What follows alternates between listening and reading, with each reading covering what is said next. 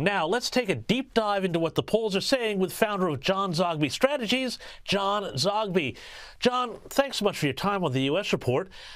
Let's start talking about the GOP race. Now, no candidate appears to be able to touch Trump's lead, and yet I keep hearing from Republicans concerns that they go to the nomination with this guy, he's not going to win. And I keep hearing people saying, well, if you do head-to-heads, Nikki Haley might be better or somebody else might be better. What are your thoughts? What are your numbers telling you? Well, I'm just looking at a CNN poll that's consistent with what I'm showing privately. The CNN poll shows just in terms of head-to-heads against Joe Biden that Nikki Haley actually does better than Donald Trump, Ron DeSantis, and Vivek Ramaswamy. That in fact, Nikki Haley leads as of this moment by 6 points, 49 to 43. That's very significant because she's breaking very close to 50%. Trump and the other two candidates that I named are at about 45, 46 and tied president. So this was good news for Nikki Haley. It was particularly bad news, this question and throughout that CNN poll for Joe Biden. And tell me about this, Nikki. What is it behind Nikki Haley that your numbers are showing makes her an appealing candidate? Is it the lack of baggage that she might have compared to, say, a Donald Trump? Is it some of the positions that she took in that first GOP presidential or nomination debate? What do you attribute that to in the numbers that you're seeing? This was the first national exposure in that first debate. She comported herself very well. Remember, MAGA dominates the Republican Party, and there are several candidates positioning themselves to be the mini Trump or the heir to Trump if Trump falters in some way. Nikki Haley chose a different route.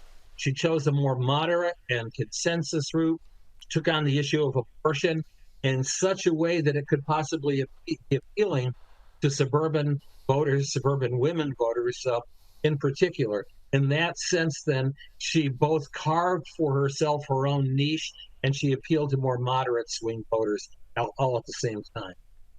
Now, I want to move on to that CNN poll, which you mentioned, and the numbers there for the Biden administration, the Biden camp, would have to be nothing short of devastating. It showed a Biden approval rate of 39%. 59% of respondents said that things had gotten worse under his administration. 58% found had an unfavorable rating of Joe Biden, and 2/3 of Democrats said the party should choose someone different. Not that they thought that they would, but that they should. The Republicans may have their issues around whether they go with Donald Trump or a more moderate candidate, but is going to the November poll next year with Joe Biden at the top of the ticket, is that a potential disaster for them with these numbers? The honest answer is I don't know, because it's tied right now. It's very, very competitive.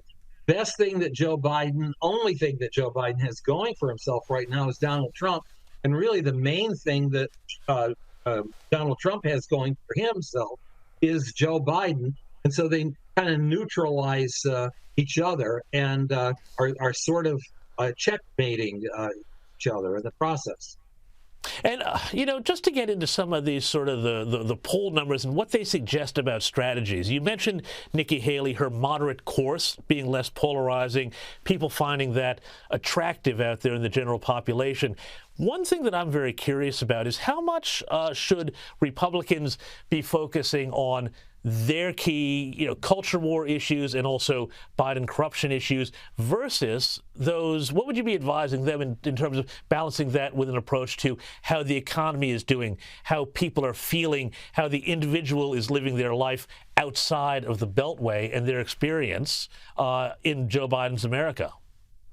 Appeal to the right, because that's where the critical mass of the party is, but don't pivot so far over to the right that you fall off the cliff. There are still moderate voters out there that Republican candidates need in order to win. And that's particularly true in those battleground states that are very, very close, like Wisconsin and Michigan, Pennsylvania, and North Carolina, and so on. And finally, John, you've been a fan of Joe Biden, but I have to ask you what you think when you see some of how he goes, some of his behaviors. Are you convinced that it's a good idea for him to run again, to keep doing this job? To be honest with you, and not to compete with Mick Mulvaney for the line of the night, but I do believe that he probably should not run re-election. I saw him in Maui. He did not handle himself well. Was off, and I'm troubled by that, and I think that he should quit while he's in. John Zogby, thank you so much for your thoughts tonight. Really appreciate it.